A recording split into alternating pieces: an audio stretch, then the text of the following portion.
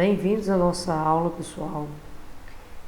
Com o programa, aí de previsão de retorno das aulas, ficou um pouco assim,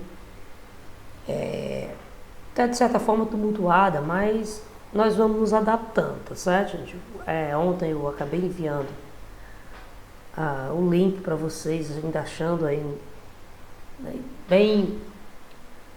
Ainda estava bem na minha mente, aquele horário anterior. E aí daqui a pouco vocês mesmos, acabam me informando. E aí eu fui olhar no horário e realmente nossa aula é na quarta-feira. Aliás, para um oitavo, para o outro é na quinta. Então eu vou gravar essa aula. Por quê? Porque nesse momento eu estou em sala de aula, certo? Com a turma do 7º ano, certo? Então, estou deixando gravado a aula, que assim vocês não tem perdas, tá certo? Qualquer dúvida, pode colocar a pergunta no grupo da nossa disciplina, e assim que eu ver a questão, estarei respondendo, tá bom? Então, nós vamos debater um pouco aqui sobre, ainda continuando sobre a questão da Revolução Industrial. E na aula anterior eu tinha passado para vocês um documentário justamente sobre a questão da Revolução Industrial nos Estados Unidos. Então, se vocês analisarem historicamente, a Revolução Industrial ela nunca parou. Ela teve início na Inglaterra. Mas desde então, do século XVIII até os dias atuais, a Revolução Industrial ela continuou a aprofundar o seu desenvolvimento tecnológico, a modificação na organização da forma de produzir, e tudo isso permite com que a sociedade atual ela seja uma sociedade industrializada. Juntamente com o processo de industrialização, se desenvolveu a urbanização, que é o crescimento das populações urbanas. A população começou a sair do campo e passou a migrar para a cidade, um fenômeno conhecido como êxodo rural. Tudo isso vai estar ligado também à industrialização, porque a indústria ela vai possibilitar o surgimento das fábricas e, consequentemente, a geração de emprego. Lógico, quando lá no século XVIII a indústria deu seus primeiros passos, as formas, os empregos, o ambiente de trabalho era muito precário, era totalmente diferente da compreensão que nós temos hoje. Sem falar que os direitos trabalhistas, eles nem sequer existiam. Daí eu destaco aqui, nessa linha do tempo, com a qual nós já apresentei para vocês, nessa linha do tempo vocês têm aqui o ano de 1848, um destaque, que vai ser o livro de Marx, Karl Marx, o Manifesto Comunista, que ele faz uma convocação dos trabalhadores para se unirem em prol da conquista de seu lugar no processo produtivo. Ele dá uma consciência, ele tenta passar uma consciência nessa obra para o trabalhador do quanto ele é importante no processo produtivo. né? É a partir dessa obra que vai iniciar também as organizações sindicais, que posteriormente vai justamente o quê? Sedimentar os direitos trabalhistas. Então vamos avançar aqui. No documentário eu tratei justamente da Revolução Industrial, como ela aconteceu nos Estados Unidos, porque os Estados Unidos ele vai o quê? Acelerar a industrialização. Então, se a Inglaterra ela deu o primeiro passo, certo? Acumulando capitais, sendo inovadora, os Estados Unidos eles vão intensificar esse processo. E aí vocês vão ver que o desenvolvimento no setor na área de energia, o desenvolvimento na organização da indústria, tudo isso foi muito bem apresentado no documentário. Espero que vocês tenham aproveitado. E aí, olha, por que a Inglaterra ela saiu na frente? Esse ponto aqui eu, inclusive, já pontuei com vocês. Desculpem. A Inglaterra ela saiu na frente de outros países porque ela foi praticamente o primeiro país da Europa a superar o sistema absolutista, aquele sistema em que os reis faziam o que queriam. E aí o que a Inglaterra fez? No ano de 1688, a Inglaterra fez a conhecida Revolução Gloriosa, que nada mais, nada menos do que era o quê, pessoal? Os burgueses da Inglaterra, eles chegaram ao poder político. E ao chegar a controlar o poder político através do parlamento, o rei se tornou então um aspecto figurativo, né? A partir daquele momento, a política inglesa vai ser conduzida para desenvolver a economia do país.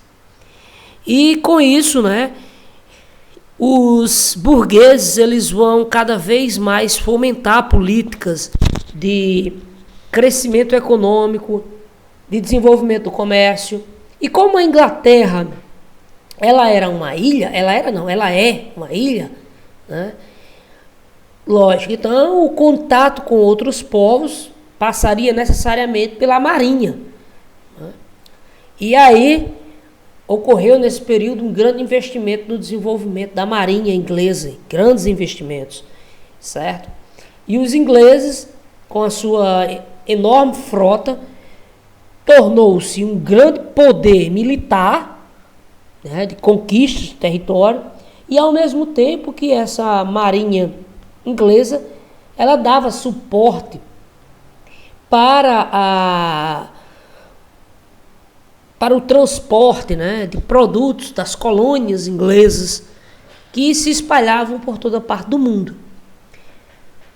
Então sempre tem aquela clássica frase, né? Clássica frase que diz que em terra de vossa rainha o sol nunca se põe. Se você observar bem, a Inglaterra no mundo contemporâneo foi o país que mais conquistou territórios.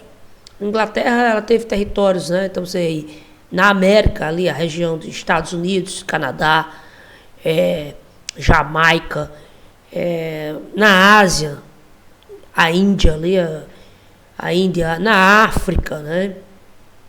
A Austrália. Então todos esses territórios aí eram possessões inglesas. E aí, realmente, né, como tendo aquela compreensão de que a Terra, a partir desse princípio, né, que a Terra ela é redonda, sempre que o Sol está se pondo em uma parte do planeta, ele está nascendo em outra. E em qualquer parte do planeta sempre tinha possessões, terras inglesas. E aí o que acontece, pessoal? Os ingleses eles despontam, né, como grande potência do século XVIII. Nesse período, a Inglaterra passa por uma reforma também no campo, passa a existir as conhecidas leis dos cercamentos, que acabam com aquelas terras comunais. E o que era isso? É simplesmente dividir as terras, né, em lotes, estabelecendo ali a propriedade privada. E essas terras elas passaram a ser utilizadas para a criação de carneiros. Por que justamente criação de carneiros? Porque o carneiro, né, ele vai ser uma produção, ele vai permitir a produção de lã. E lã, né? E lã vai ser justamente a matéria-prima para a produção da indústria têxtil. A indústria têxtil, vou até destacar aqui para vocês, a indústria têxtil, ela vai ser justamente a indústria modelo, certo? Da Revolução. Ela é a indústria modelo da Revolução Inglesa. Principal indústria. Quando eu disser assim, qual foi a principal indústria da primeira Revolução Industrial, com certeza vocês, sem medo de errar, vão dizer a indústria têxtil, indústria de tecidos, certo? E isso vai fazer com que grande parte do campo, então, ele seja praticamente ocupado por fazendas para a criação de carneiros, e o homem do campo, né, ele vai sair do campo, certo? Porque o campo, ele não vai oferecer praticamente oportunidades de sobrevivência, e ele vai viver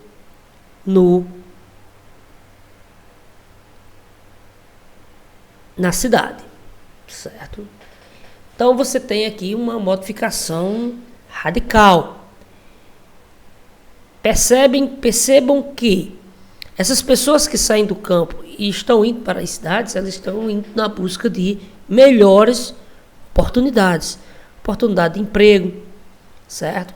E aí, como você tem uma grande quantidade de pessoas chegando na cidade, os burgueses que eram donos dos meios de produção das fábricas, eles tinham uma quantidade de pessoas muito grande, né, procurando empregos. Então, digamos aqui, você tem uma fábrica que necessitava de 160 operários para trabalhar, né? Só que na porta de sua fábrica tinha 1000 pessoas querendo trabalhar. Então, o que isso significa? Significa que os operários que vão ficar com essas 160 vagas vão ser justamente aqueles que vão se submeter ao que você exigir, ao que o empregador exigir. Então, o empregador vai dizer, olha, aqui nós vamos trabalhar 12 horas por dia, o salário é baixo, né? E aí o empregado que não quiser, tudo bem, ele sai, porque tem 300 pessoas lá fora que querem entrar, ou mais. Observem isso. Então, quer dizer, essa grande quantidade de pessoas chegando na busca de emprego pressionava, né, para manter os salários sempre baixos, aquelas condições, né, em que o trabalhador ele submetia para tentar sobreviver, certo? Então, aqui, olha, observem qual era a situação. Esses trabalhadores se sujeitavam a longas jornadas de trabalho em troca de uma pequena remuneração. E devo destacar, certo? E devo destacar que não existia, como eu disse a vocês, o direito trabalhista. Então, se acontecesse algum acidente com o operário e esse acidente ele perdesse um braço, uma perna, que impossibilitasse dele trabalhar, então o camarada era simplesmente dispensado. Ele não tinha direito algum, aposentadoria, nada disso. Que na realidade é uma realidade, né, que nós vivemos. Só que isso não existia não na época, viu, pessoal? Bom, então vamos lá. Continuando. A Inglaterra também ela dispunha de uma grande quantidade de recursos minerais, né? Recursos naturais que ajudavam no seu desenvolvimento. A principal fonte de energia dessa época era o carvão mineral. Então, a primeira fonte de energia, a grande fonte de energia da primeira Revolução Industrial vai ser o carvão. Observem aqui, olha, as condições com que viviam as pessoas que trabalhavam nas minas, certo? Era uma condição, existem pesquisas, né, autores que defendem que o trabalhador, para vocês terem uma ideia, viu, gente? O trabalhador que vivia na Inglaterra no período da Revolução Industrial, ele tinha uma condição, uma qualidade de vida semelhante ao de um escravo aqui no Brasil. Porque eu estou falando aqui no ano de, mais ou menos, 1700, escrevi aqui, 1760, desculpe aqui, deixa eu apagar, porque escrever com o mouse é complicado. 1760. Então, o ano de 1760, o Brasil tinha mão de obra escrava. E você vai analisar, não estou dizendo que o escravo vivia em boa qualidade, não, entenda. Mas se o senhor que comprou o escravo, o escravo ele era uma propriedade do senhor, dono de terra. Então o senhor ele tinha tinha que ter um certo cuidado, Não estou dizendo que é luxo, Um certo cuidado para também que esse escravo não venha morrer. Porque se ele morresse, o senhor também ia ficar em prejuízo, porque ele comprou esse escravo, ele deu dinheiro por esse escravo. E aí, só para fazer uma referência, o trabalhador inglês dessa época, embora ele não fosse, lógico, na situação de escravo, como acontecia aqui no Brasil, mas ele vivia numa condição péssima. Observe aqui, trabalhava 12 horas por dia ou mais, as condições do serviço eram insalubres, muitos desses funcionários acabavam morrendo. Olha aqui, como eram as condições nas minas, péssimas, certo? E aqui também, a Inglaterra ela tinha também uma grandes fontes de ferro, que vai ser então utilizado na siderurgia para a fabricação de trilhos, de locomotivas, que vão ser então também uma importante via de transporte de produtos em todo o país. Olha aqui, olha o ambiente em que viviam os trabalhadores. Isso aqui é uma representação de um abrigo noturno em Londres. Então, as cidades industriais não tinham infraestrutura para abrigar o grande fluxo de pessoas que vinham do campo. Então, aí, olha, você vê como é que as pessoas, elas viviam, um ambiente ali coletivo, o aspecto de higiene era péssimo. As pessoas dividiam o mesmo ambiente para dormir, para fazer a sua limpeza pessoal. Então aqui, a partir do século XIX, o processo de industrialização e urbanização acarretou profundas transformações na sociedade inglesa. Os que mais sofreram com o processo de adaptação, o novo ritmo de vida, trabalho, foram os operários urbanos. As dificuldades de adaptação dessas pessoas, aumentavam em razão das precárias condições, de moradia, saneamento das cidades. As cidades inglesas, Londres, Manchester, eram cidades também que não eram limpas não, pessoal, como a gente vê hoje não, que é mostrado. Elas foram cidades que enfrentaram muitos problemas de saneamento básico, certo? E aí,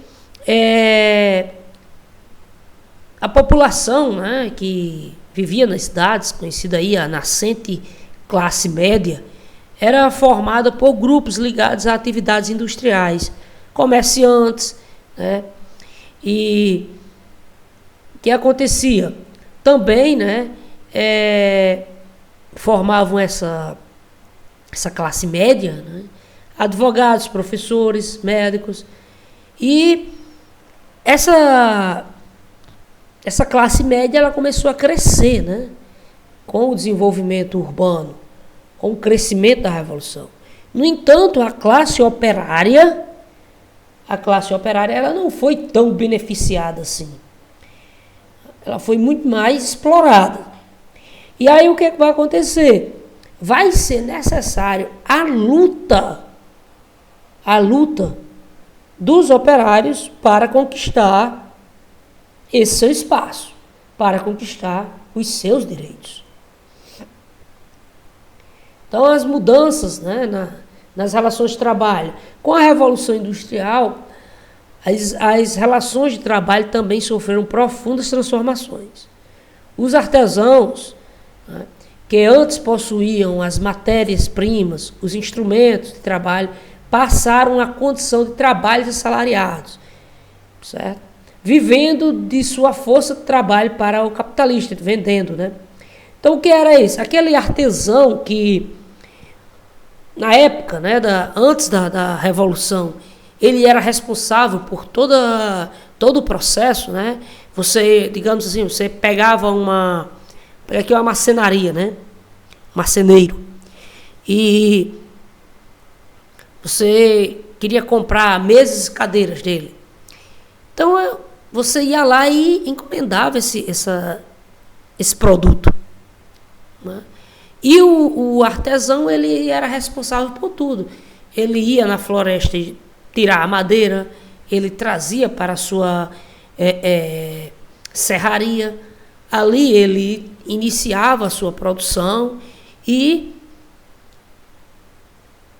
construía, né, as mesas e as cadeiras. Na fase industrial, o que vai acontecer? Esse artesão, ele vai se tornar basicamente um funcionário do capitalista. Então, esse artesão, ele vai vender a sua força de trabalho ao empresário em troca ali de um salário, né? E o empresário é que vai comprar a madeira, né? Traz a madeira para a serraria, e o marceneiro que antes dominava todas as etapas de produção, esse marceneiro ele vai ser responsável apenas pela produção, né, das mesas e cadeiras, mas ele, em troca disso, ele ganha apenas o salário fixado, né, e nada mais que isso. Então, o artesão foi perdendo assim a autonomia da produção doméstica, que ele obtinha por meio do seu próprio trabalho, com a ajuda de alguns aprendizes de sua família. Era assim que funcionava a produção antes da Revolução Industrial. Com a Revolução Industrial, o artesão ele se torna um mero funcionário que vende sua força de trabalho em troca de um salário. É assim, então ele perde mais ele perde sua importância, certo? E o que vai acontecer? A disciplina nas fábricas, né? O novo modo de produção requeria uma total submissão e disciplina da fábrica, impondo uma rotina monótona e regular. A divisão do trabalho, a mecanização da produção aumentava o rendimento do capitalista. O camarada conseguia produzir mais, ao mesmo tempo, né, que desqualificava a atuação do trabalhador, impondo a ele tarefas de repetição de atividades, cada vez mais simples. Então, um exemplo, você tinha aí, o maior exemplo dessas atividades, né, que vai ser posteriormente, a gente ainda vai estudar, vai ser o modelo fordista, né, que é simplesmente uma esteira passando com peças na fábrica e cada funcionário tem uma função de colocar determinada peça em determinado lugar. No fim da esteira, tinha um carro montado, né? Quando a gente for estudar o Fordismo, eu vou explicar melhor isso. E aí o que acontece, pessoal? Para esse modelo, né, de produção ele funcionar, cada vez mais as pessoas têm que consumir produtos em série. O que é produtos em série? Produtos iguais. Produtos iguais. né? Se você com certeza vocês estão assistindo pela internet essa aula, coloque aí no caderninho de vocês, coloque Ford T. Ford T. Pesquise. Quando vocês colocarem o nome Ford T no Google, vai aparecer lá um carro preto, né? Bem feio, né? Não é bonito não. Mas você vai ver vários carros Ford T, todos eles iguais, né?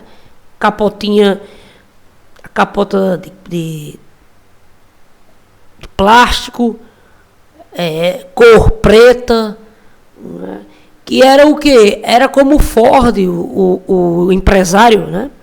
Ele entendia que as pessoas deviam consumir produtos iguais. E o maior exemplo foi esse modelo, né, do Fordismo. As pessoas consumiam o mesmo carro, praticamente. Não tinha diferença. Bom, na vida social, né, as condições de vida dos operários ingleses eram bastante difíceis. Por receberem baixos salários, eles eram obrigados a viver em moradias precárias. Além disso, o custo do transporte era muito alto, o que forçava os trabalhadores a morar em bairros cada vez mais precários, próximos das fábricas, né? Então, eles eram obrigados a conviver diariamente com aquele ambiente insalubre e poluído das fábricas. Mesmo tendo uma rotina de trabalho intensa, né, os operários encontravam tempo, né, para a prática, né, de algum lazer. Só que isso, eu estou falando aqui, era algo bem limitado, né, pessoal? Nas feiras, as pessoas tocavam instrumentos musicais, cantavam, dançavam, jogavam cartas. Isso é o que faz, digamos assim, o aspecto cultural de um povo.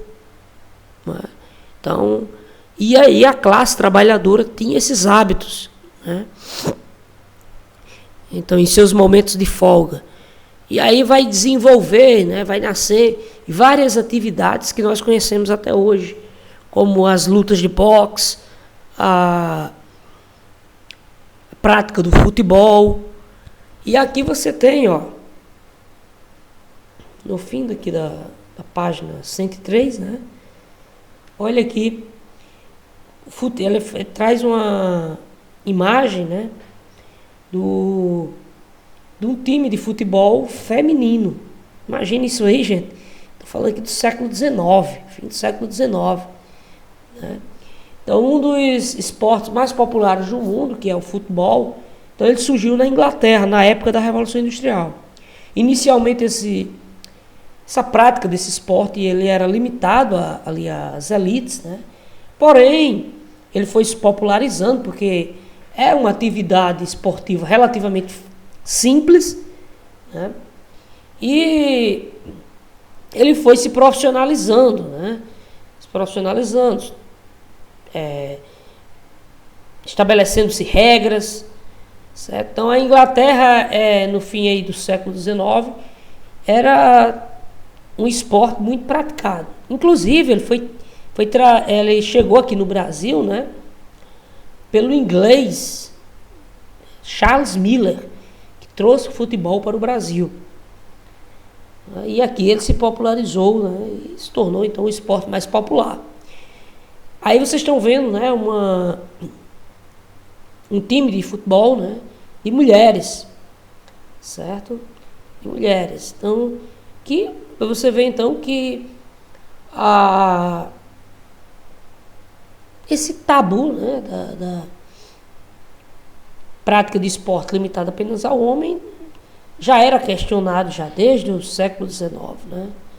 E aqui é um exemplo, né? Então, o estilo de vida dos operários era bem diferente do estilo de vida do burguês, né? Os burgueses eram um contraste social. Então, enquanto que os trabalhadores, operários enfrentavam péssimas condições de vida, os donos das fábricas viviam em residências luxuosas,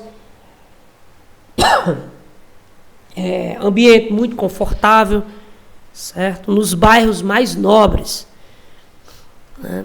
Onde tinha ali uma qualidade de vida muito boa. Então, os burgueses a família burguesa, ela marcada, né? Tinha no seu dia a dia compromissos sociais, jantares, festas, passeios, tudo que os recursos, né, financeiros lhes podiam oferecer, certo? Então, frequentavam ali locais, né, onde eles poderiam desfrutar dos seus momentos de lazer, principalmente óperas, né, teatros, que eram muito apreciados pela burguesia. Aqui você vê, então, uma típica família burguesa, né? Então, eles praticando a leitura, né? Ao fundo você vê uma pessoa praticando a música clássica, né? Tocando um violino. Então, tudo isso era as práticas, né, da família burguesa. Vou aqui avançar um pouco, pessoal. Depois eu volto na nossa explicação. Mas eu quero que vocês respondam ao nosso exercício, que vai estar aqui. Deixa eu ver. Pronto. Na página 109. Deu uma avançada aqui, pra vocês resolverem, né? Vocês vão ler aquele texto da página, né? Essas páginas anteriores, certo? Ó.